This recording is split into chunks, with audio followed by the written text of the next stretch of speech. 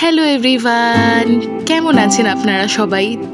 জানি অনেক দিন বাদে ব্লগ আসছে, কারণ আমি কয়েকটা কাজ নিয়ে ভীষণ ব্যস্ত ছিলাম। আজকের ব্লগে থাকছে দুটো দিনের ব্লগ। এইটা ছিল আগের দিন রাত্রিবেলা, যেদিন একটা বড় পার্সেল এসেছিল আর আমি আর ভাই মিলে সেটাকে ফ্ল্যাটে রাখতে এসেছিলাম। আর ভাই একটু পরের দিনে আমাদের একটা শ্যুট ছিল, সেইটার জন্য একটু হালকা ফুলকা সেট আপ করে যাবে বলে আমরা এসেছিলাম। এসেই আমার প্রথম কাজ থাকে গাছগুলোকে একবার দেখে নেওয়া। গাছগুলো ভাই পছন্দ করে এত ভালো নিয়ে এসেছে, সবাই ভীষণ প্রশংসা করছে। আর এইখানে আমি ক্যামেরা করছি দেখে ভাই একটু দুষ্টুমি করছিল। এই দেখুন, এই যে কর্নারটা দেখছেন যেখানে চেয়ারটা রাখা আছে, ভাই বলছিল ওই কর্নারটাকে সাজাবে। তবে প্রথমে এসেছিল একটা ওই শেয়ার কার্টেন, সেটা নিয়েই আমরা ডিসকাস করছিলাম যে কেমন হবে জিনিসটা। তবে দেখুন, লাগানোর পর কিন্তু জিনিসটা বেশ ভালো লাগছিল। এমনি প্যাকেটে থাকাকালীন আমাদের মনে হচ্ছিল তেমন বোধহয় ভালো হবে না জিনিসটা। ভাই কার্টেন্সগুলো একটু লাগিয়ে দেখে নিচ্ছিল কেমন লাগছে দেখতে। আমার কিন্তু বেশ ভালো লাগছিল। আর এই দেখুন, এই ল্যাম্পটাই এসেছিল ওই বড় বাক্সে করে।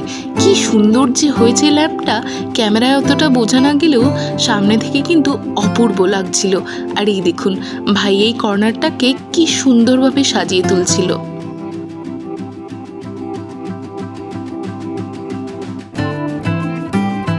এই যে ল্যাম্পটা আপনারা দেখছেন, এইটা ভাইয়ের জন্মদিনে ভাইকে একজন উপহার দিয়েছেন। পুরো জিনিসটাই নাকি কাপড়ের এবং ওয়াশেবল, দারুণ দেখতে ছিল।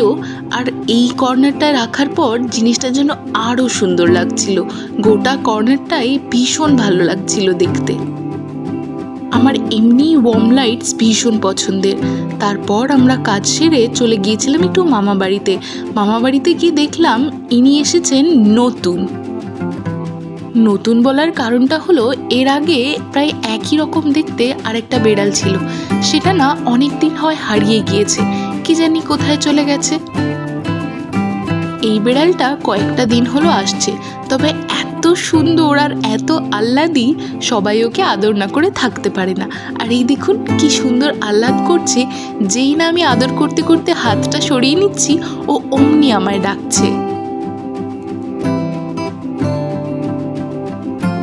বেড়াল আমার আগাগোড়াই ভীষণ প্রিয় একটা প্রাণী, খুব ভালো লাগে। ওরা এত আহ্লাদি হয়, আমার খুব ভালো লাগে। আর এইটা হলো পরের দিন, যেদিন আমরা ঠিক করেছিলাম আমরা দুপুরবেলা খাওয়া দাওয়ার পর ওই ফ্ল্যাটে চলে যাব। তবে বেরোতে গিয়ে দেখি প্রচণ্ড জোরে বৃষ্টি পড়ছিল। বৃষ্টিটা একটু হালকা হতেই আমরা বেরিয়ে পড়লাম। আমি একটু মেকআপ করে নিয়েছিলাম আর ঠিক করেছিলাম শাড়িটা ওইখানে গিয়েই পরবো। কিন্তু দেখুন, বেরোতে না বেরোতেই আবার বৃষ্টি জোরে স্টার্ট হয়ে গেল। অবশ্য এই দিন সারাটা দিনই টুকটাক করে বৃষ্টি হচ্ছিল। তবে ঠিক যেই সময়টা বেরোলাম, দেখুন কি জোর বৃষ্টি হচ্ছে।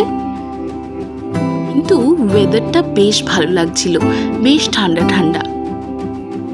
আর এই যে পরে নিয়েছিলাম আমি শাড়ি, আমায় কেমন লাগছে আপনারা কিন্তু অবশ্যই কমেন্টে লিখে জানাবেন। জানেন তো, এই নথটা পরার একেবারেই প্ল্যান ছিল না। আর এই দেখুন, কোথা দিয়ে যে একটা পিম্পল চলে আসে, ঠিক যখন শ্যুট করার সময় হয় তখনই এই পিম্পলগুলো চলে আসে। আর ভাই এখানে বাকি সেট আপটা করে নিচ্ছিল, কিছুটা তো আগের দিনেই করে গিয়েছিল। আর এই দেখুন, এই জিনিসগুলো ওর কাছে এত সুন্দর, এই মিররটা আমার ভীষণ পছন্দ হয়েছিল। আমরা দুজনে আর শ্যুট করবো কি, হাসি মজাতেই দুজনে সময় কেটে যাচ্ছিল। চেষ্টা করছিলাম একটু বই নিয়ে শ্যুট করবার, তা আমি ওকে বলছিলাম এই যে শাড়ির সঙ্গে এখন ইংলিশ বই মোটেই যায় না, তবে একটা বাংলা বই হলে ভীষণ ভালো হতো।